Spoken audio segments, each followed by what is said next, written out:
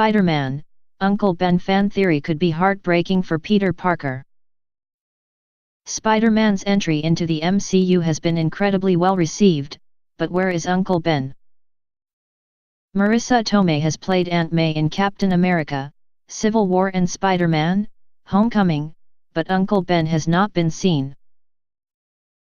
A new fan theory on Reddit suggests that his presence is already felt in Homecoming, and it puts a poignant spin on what we've already seen.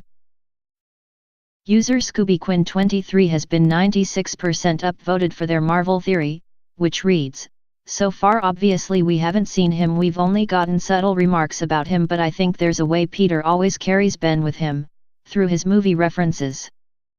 My theory is that Uncle Ben was a film nut and he loved sharing his favorite movies with Peter.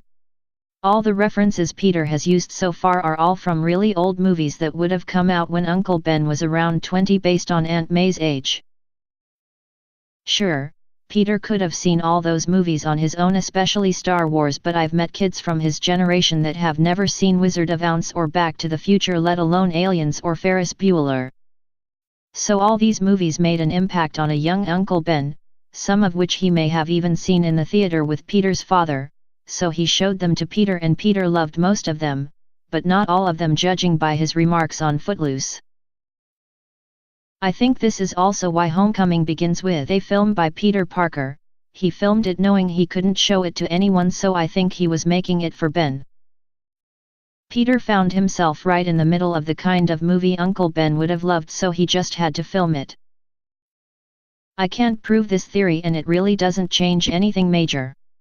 It's just something I like to believe because to me it brings more depth to the new Spider-Man and adds an emotional element to some of his quips.